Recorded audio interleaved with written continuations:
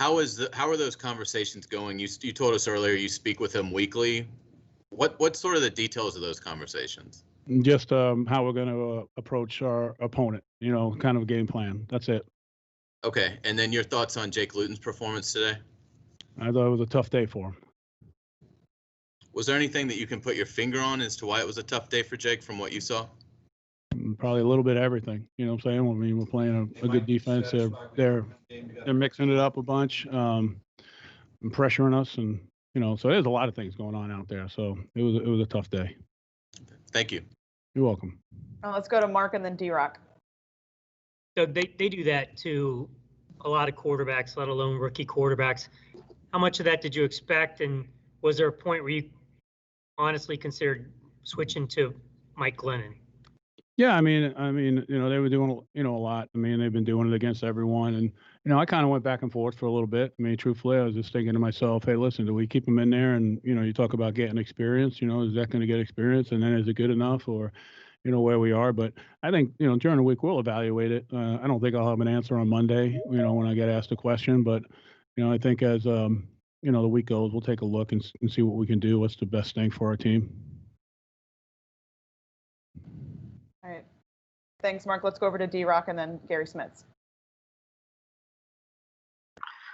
Doug, Josh Allen goes down. Actually had a bunch of guys on defense go down during this game, but Allen's looked pretty serious. Do you have any update on that? No, I don't, D-Rock. I'm sorry. One of the things, like I'll reiterate to you guys, so afterwards, unless it's something like drastic that they know, like Daniel Thomas will be out, saying he'll go to IR. But the other guys, they don't, the other ones they won't tell me about until later on. So that's really the only one I can give you right now. So I'm sure he'll go on IR at some point during the week. Doug, do you guys you felt like you grabbed a bunch of momentum early with that first drive, even though it only ended with the field goal, to kind of get things rolling?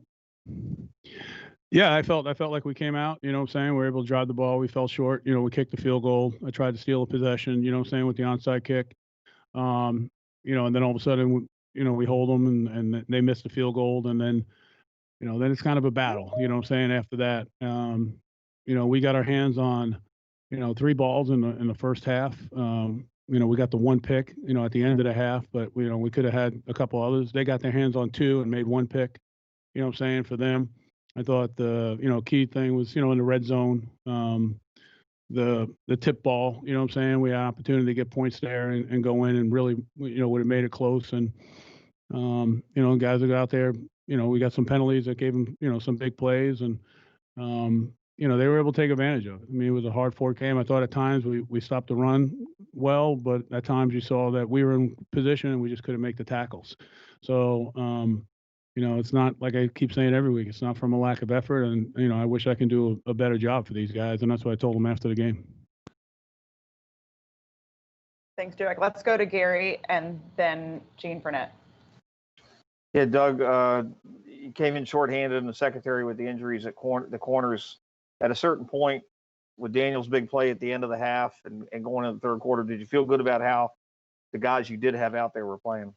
I did. I really did. I thought they were playing with a ton of effort.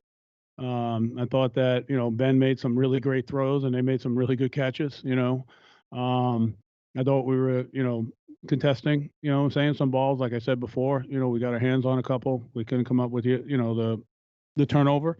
But I was happy. I thought those guys were giving everything they have and playing well. I mean, they're a top 10 offense, and I thought we went in there and at least for 3 quarters, it was 17-3. I mean, we were battling. And then the way James Robinson ran the ball, as long as you kept it within range, I know you had to throw at a certain point and everything, but do you feel like James was doing what you would hope running the ball there? Yeah, James is consistent. I think we got beat a couple of times up front, in some of those runs that, but he gets the most out of everything. I mean, there's not much more we can ask from him. He's a bright spot, obviously, and does well. I just feel bad that we can't, get a lead and get him more carries. And, I think his production would be even higher, but, like you said, we just got to keep it, keep people off and at times, just continue to do a good job with him. I mean, he's obviously a good football player for us. Thanks, guys. Sure. Thanks, Gary. Let's just do two more, Gene and then Mia.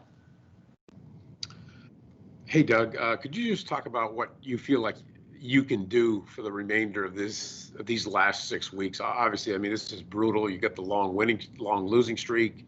The injuries are piling up. How do you keep this team from not getting too down over some really tough circumstances? Yeah, that's a great question, Gene. I talked to the players after the game, and obviously we're all disappointed. And I told the players, I mean, this team has done everything they can. Like I said, I've had zero issues, none.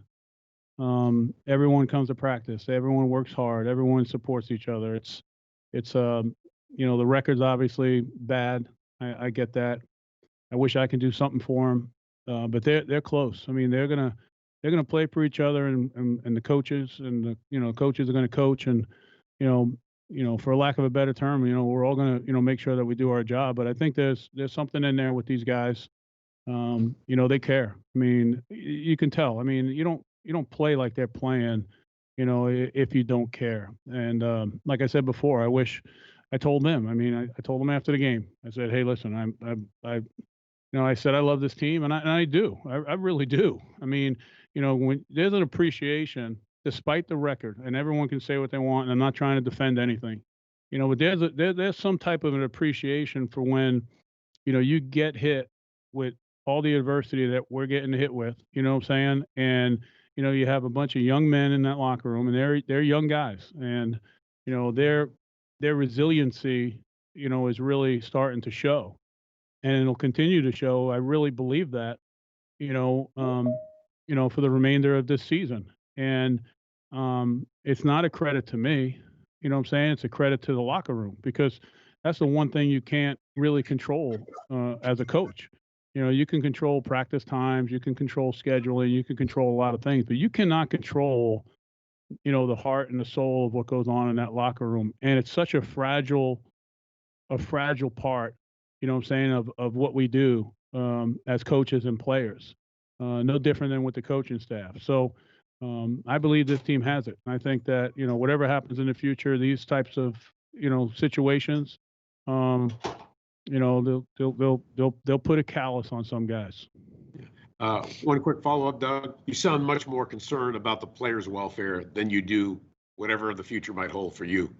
Oh, absolutely. It's not, I've never been about whatever it holds for me, Gene. I never have, never will. The one thing that I'm motivated by is that one, someone's got to take charge, and someone's got to be a leader. And I know that people are going to say what they want, and I know what the record is, and it is what it is. I get it. I'm not making any excuses, but at the same sense, when you see people trying, it's very easy to give back. When you see people give an effort, it's very easy to give back. And whatever happens, at the end of the day, and I've said this a million times, at the end of the day, I'm going to have to look in the mirror and say, okay, have I done everything I possibly can? Have I've exhausted every avenue? Have I, motivated to the best of my ability? How I kept everything together? And I'm not going to say that's a win. That's part of my job. That's my responsibility, and that's one I take a lot of pride in. And I haven't always been able to do that. And you guys know about the past, so I haven't been able to keep that, thing together at times. But I feel like I owe these guys everything that I have. That's just how I feel. Thank you. You're welcome. All right, Mia, last question. Hey, Doug, just wondering, it really seems like it was just Keelan, Chris Conley, and then DJ out there at wide receiver. Did you guys look to maybe get Colin in a little bit more, Terry Godwin, try to change things up? Well, we knew coming in, we had a problem during the week with our receivers, with the injuries, obviously with LaVisca. And I think if you look at the practices during the week, you looked at Colin, we weren't sure if we were going to have him up.